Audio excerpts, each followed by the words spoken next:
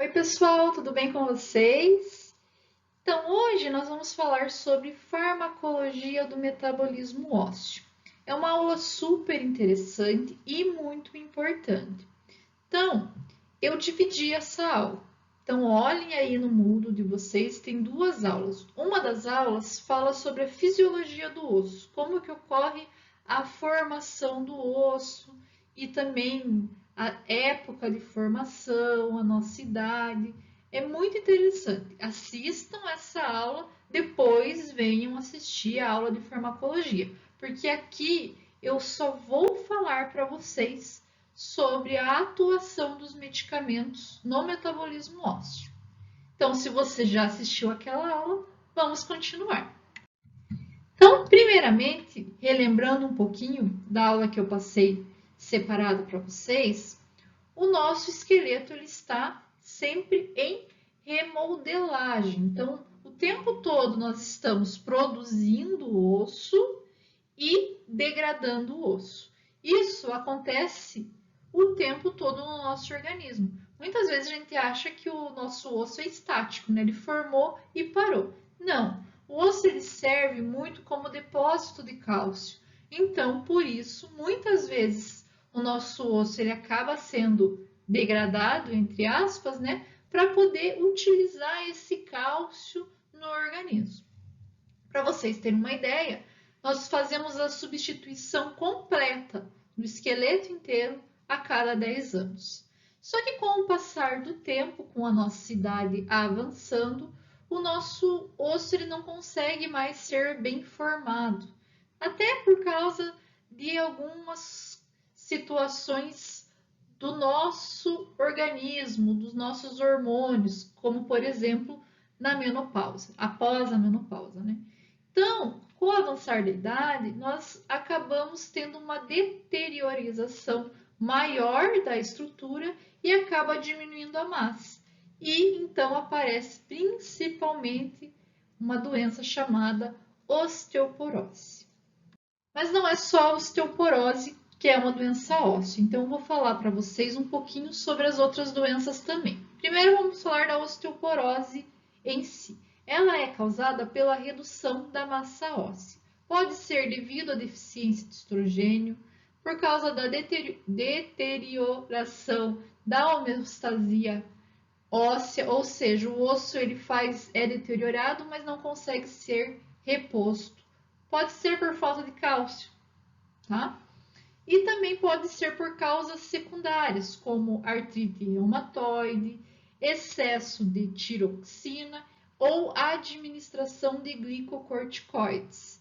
Eu vou mostrar bem no final para vocês no slide e vou mostrar onde que esse glicocorticoide ele acaba atuando. Mas ele pode causar osteoporose. Nós também podemos ter uma redução no conteúdo mineral, que é principalmente no cálcio. E isso nós chamamos de osteopenia. Nós também temos outras duas doenças que estão muito ligadas à deficiência de vitamina D, que é a osteomalácia ou o raquitismo. O raquitismo geralmente ele acontece em crianças por causa da deficiência de vitamina D. E ainda temos uma doença chamada doença de Pegot, não sei se é assim que fala, acredito que seja, e é uma distorção entre o processo de reabsorção e remoldagem óssea. Então, ocorre muita reabsorção e não ocorre remoldagem óssea, e isso acaba trazendo aí mais uma doença para esse ranking. Nós temos diversos fármacos que são utilizados atualmente na clínica. Para a osteoporose, nós utilizamos os fármacos antiabsortivos e também os agentes anabólicos. Para raquitismo e para osteomalácia, preparações de vitamina D. Por quê? É deficiência de vitamina D. E para a doença de Paget, nós podemos utilizar alguns medicamentos igual da osteoporose. Então, quando eu estiver falando deles, eu vou falar para vocês. Esse também é utilizado para a doença de Paget. Em relação aos fármacos anti-reabsortivos, nós vamos ter fármacos que vão reduzir a perda óssea, como por exemplo, os bisfosfonatos, calcitonina, moduladores seletivos do receptor do estrogênio e também o cálcio. Em relação aos agentes anabólicos, nós temos agentes que aumentam a formação óssea, como por exemplo, PTH, parato-hormônio. Mas professora, eu vi ali que o parato-hormônio na outra aula, ele causava reabsorção. Pessoal, vocês vão entender por que ele é um agente anabólico nesse caso, tá? E nós temos também a tiriparatida, que é um composto muito parecido com o parato-hormônio. Então, vamos começar falando dos bifosfanatos. Eles vão atuar inibindo a reabsorção óssea. Como? Atuando nos osteoclastos e também formando complexo de cálcio com a matriz óssea. Mas a sua atuação depende muito do tipo de bifosfanato. Se for um bifosfanato simples, vai atuar de uma maneira. Se for um potente nitrogenado, atua de outra maneira. Vamos começar falando do simples. O simples, ele vai ser incorporado aos análogos de ATP. Faz com que ocorra um acúmulo dentro dos osteoclastos e acaba promovendo a sua apoptose. Um exemplo é o etidronato. Já o complexo, ele vai prevenir a reabsorção óssea, interfere no acoramento das proteínas celulares que estão nas superfícies do osteoclasto. Isso faz com que o osteoclasto não consiga se ligar ao osso e, consequentemente, ele não consegue degradar o osso, não consegue reabsorver o cálcio. Como exemplo, nós temos o alendronato, que é um dos medicamentos mais utilizados para problemas ósseos. Depois temos o hidronato, temos também o ibandronato e o zolendronato. Esses fármacos podem e geralmente são utilizados por via oral. Eles são pouco absorvidos por via oral, mas eles são muito utilizados por essa via. Nós também temos a utilização intravenosa, principalmente nas neoplasias. Tá? Então, pode-se utilizar dos dois jeitos e depende do fármaco. Eu já vou falar um pouquinho mais sobre isso para vocês. Nós temos que 50% da dose administrada vai se acumular nos locais de mineração óssea e vai permanecer lá por meses ou até mesmo por anos. Quando nós falamos de eliminação, ele vai ser eliminado, eles serão eliminados na forma renal e inalteradamente, então ele não vai ser metabolizado. Atenção, e aqui é extremamente importante, esses fármacos, eles não são bem absorvidos quando administrados junto com alimentos, principalmente leite. Por isso, recomenda-se o seu uso em jejum, quando for administrado em via oral. Ele forma um complexo com o leite e isso faz com que ele não seja absorvido. Por quê? Ele tem atração por cálcio. Consequentemente, ele vai formar um complexo com cálcio do leite. Então, como eu falei, recomenda-se ingerir em jejum. Como efeitos adversos, nós temos alterações gástricas, úlcera peptídica e esofagite. Ocasionalmente pode causar dor óssea, mas é muito raro. Como eu falei para vocês, nós temos uma classe bem ampla desses medicamentos. Então, vamos falar um pouquinho do medicamento e do seu uso. O alendronato e o residronato e também o etidronato serão utilizados em caso de osteoporose. O clodronato é utilizado normalmente em doenças malignas que envolvem osso. O pamidrato, utilizado no tratamento de hipercalcemia ou na doença de Paget. O ibandronato é injetável, utilizado durante câncer de mama metastático ou também na osteoporose pós-menopausa. Geralmente é feita a injeção desse medicamento uma vez ao mês. Não precisa fazer direto, depende, é claro, de cada caso. E nós temos também o zoledronato, que também é injetável e é utilizado tanto para a doença de Paget como também para osteoporose. Aqui também é injetável e faz-se a utilização uma vez ao mês, depende também de cada caso. Após a menopausa, as mulheres diminuem a secreção de estrogênio e muitas vezes precisam fazer uma reposição para evitar a osteoporose. Então, nós podemos realizar a administração de estrogênios mesmo, ou podemos utilizar os moduladores seletivos do receptor de estrógeno, que é conhecido também como SERM. Quando nós falamos de SERM, o principal deles é o raloxifeno. Esse raloxifeno, ele tem uma atividade agonista no osso. Então, ele atua lá no osteoblasto, estimulando esse osteoblasto e inibe o osteoclasto. Ele é bem absorvido por via gastrointestinal, porém, ele sofre uma metabolização drástica hepaticamente. Então, lá no nosso fígado, nós vamos ter a transformação dele em glicuronídeos. É uma forma ativa, tem efeito, porém, ele vai sofrer muita recirculação heterohepática e isso faz com que nós não consigamos ter uma ação tão boa. Para vocês terem uma ideia, me desculpa, a biodisponibilidade dele é de 2%, é muito pequeno. Então, muitas vezes, ele é administrado junto com a colestiramina, que acaba reduzindo esse ciclo enterohepático em até 60%. E isso faz com que ocorra um aumento na sua biodisponibilidade.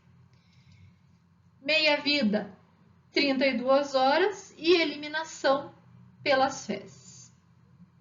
Até porque ele é metabolizado pelo fígado e como ele sofre muito ciclo heterohepático, a eliminação, claro, será pelas fezes.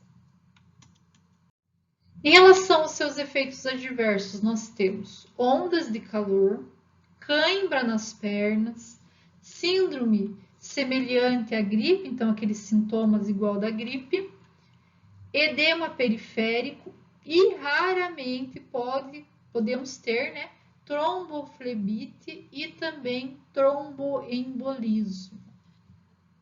E chegamos no nosso paratormônio inatiriparatida. Professora, mas o paratormônio ele faz reabsorção óssea. Realmente, pessoal, o paratormônio ele faz reabsorção óssea, principalmente quando nós temos o paratormônio endógeno.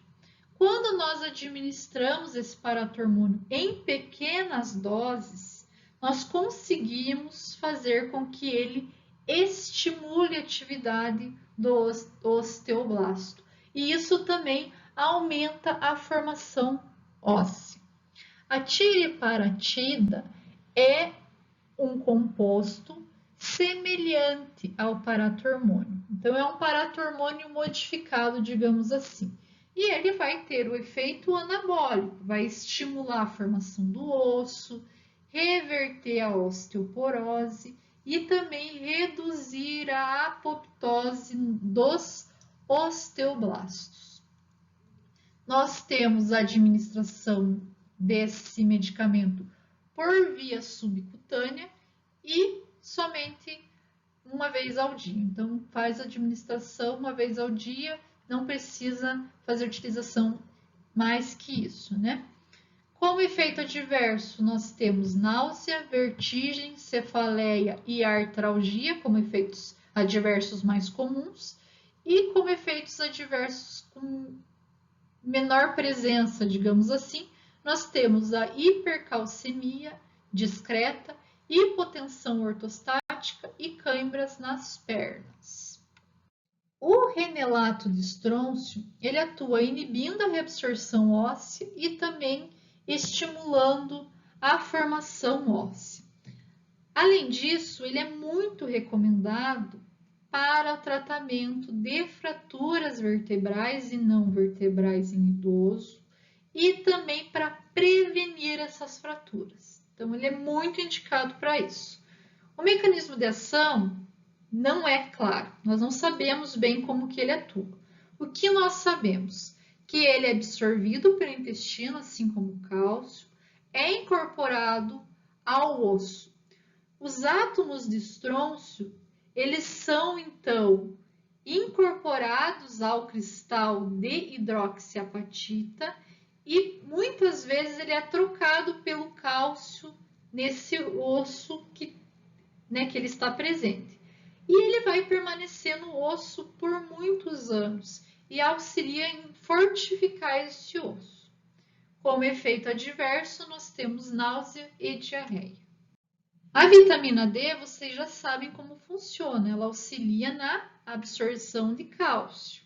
Então, se vocês não lembram, parem a aula e voltem na aula anterior, que lá eu expliquei bonitinho como ela funciona. Então, aqui nós só vamos falar da sua utilização. Vitamina D vai ser utilizada no tratamento de deficiência de vitamina D. Mas, pessoal, atualmente a gente sabe que a deficiência de vitamina D está ligada a diversas outras doenças, não somente a problemas de osso. Nós sabemos aí que está ligado com problemas de diabetes, com doenças imunológicas. Então, a vitamina D atualmente ela é muito utilizada na clínica. Claro que aqui eu vou dar ênfase na parte óssea, mas nós temos a utilização dela em muitos tratamentos, tá? Então, como eu falei, ela é utilizada aqui em problemas ósseos, principalmente o problema associado à insuficiência renal e também ao hipoparatireoidismo. Quando nós falamos de hipoparatireoidismo agudo, nós necessitamos do uso de cálcio intravenoso, tá? Então, tem preparações de vitamina D injetável e utilizamos também essa preparação para auxiliar nessa doença, no hipoparatireoidismo. A vitamina D é muito bem absorvida pela via gastrointestinal, só que nós temos que ter um cuidado. A vitamina D ela é lipossolúvel, então ela precisa de sais biliares para sua absorção. Então, qual que é o melhor momento para tomar a sua vitamina D? Na hora da refeição. Daí você libera os sais biliares e acaba auxiliando na absorção dela. Nós temos várias terapias de vitamina D. Tem gente que toma uma vez por semana, numa dosagem mais alta, outras pessoas tomam todo dia, depende muito de cada um. E eu vou falar uma coisa para vocês. Nós aqui da região sul, como tomamos pouco sol, muitas vezes temos deficiência de vitamina D. Então, procurem fazer um exame, verificar como está a vitamina D de vocês, tá? Então, por via oral, após a ingestão desse medicamento, ele vai se ligar à alfa-globulina. Então, se liga essa proteína e vai ser distribuída, então, pelo sangue devagar, né? Porque quem está ligado à proteína demora para ser liberada. Então, a meia-vida dela é de aproximadamente 22 horas. Mas, ai, professora, você falou que toma uma vez por semana. Como assim? Então, ela fica por muito tempo, principalmente na gordura. Então, a gente utiliza ela uma vez por semana, ela vai ser armazenada e nós vamos ter a liberação dela sempre que precisa. Por exemplo, nós podemos armazenar ela por meses na gordura, né? Eu acho que eu até falei um pouquinho para vocês sobre isso. Quando nós temos deficiência de vitamina D, é porque a gente está há muito tempo sem tomar sol, porque a gente consegue armazenar uma quantidade bem grande de vitamina D.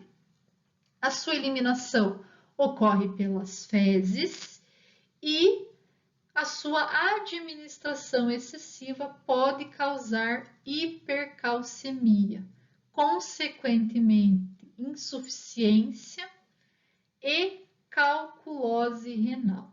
Então, a utilização excessiva, né, dessa vitamina faz com que você absorva muito cálcio e, consequentemente, você vai ter alguns problemas.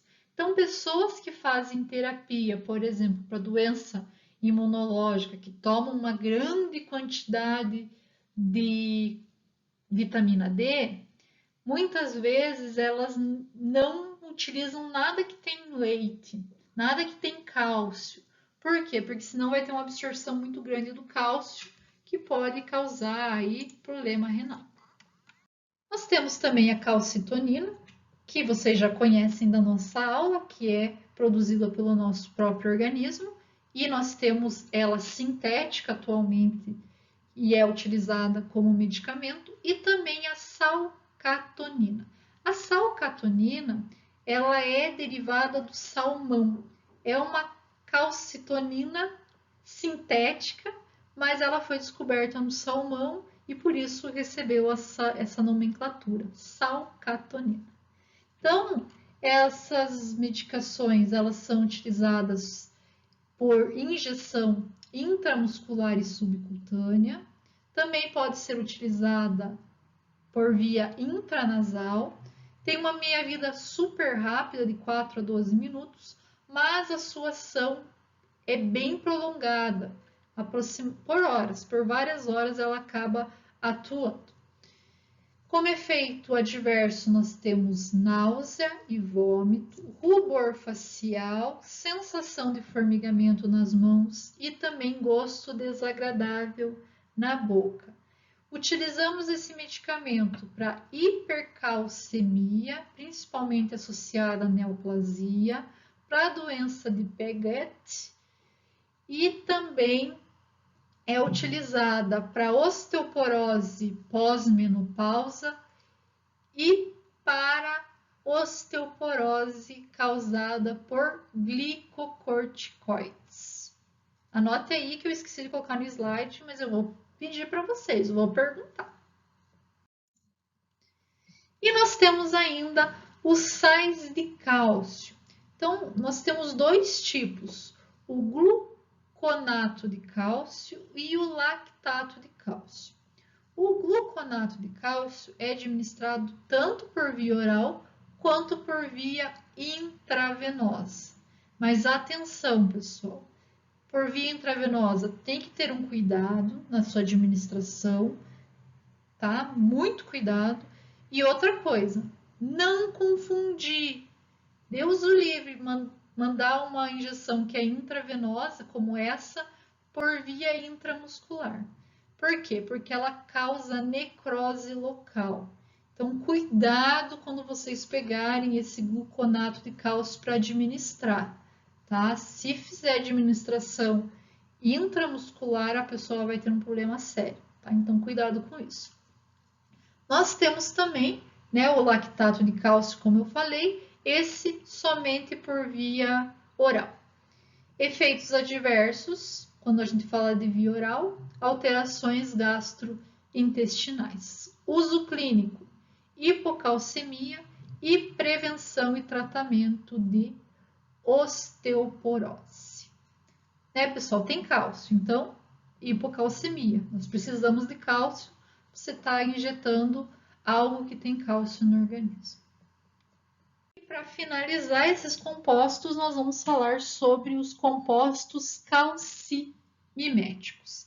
Esses compostos, eles potencializam a sensibilidade do receptor sensível ao cálcio lá na paratireoide. partir do momento que tem essa potencialização, faz com que ocorra uma diminuição na secreção do paratormônio, porque ele fala, tem cálcio, não preciso ficar aqui reabsorvendo o cálcio do osso. E isso reduz, né, a reabsorção do cálcio, reduz a osteoporose e também reduz a concentração de cálcio sérico. Então, muitas vezes administra esse medicamento com cálcio para poder fazer com que ele seja enviado para o osso, tá bom? É importante muitas vezes isso, porque também nós teremos uma diminuição de cálcio sérico e o cálcio ele está sérico porque a gente precisa utilizá-lo naquele momento. Pessoal, muito obrigada pela atenção de vocês. Espero que vocês tenham gostado dessa aula e até semana que vem.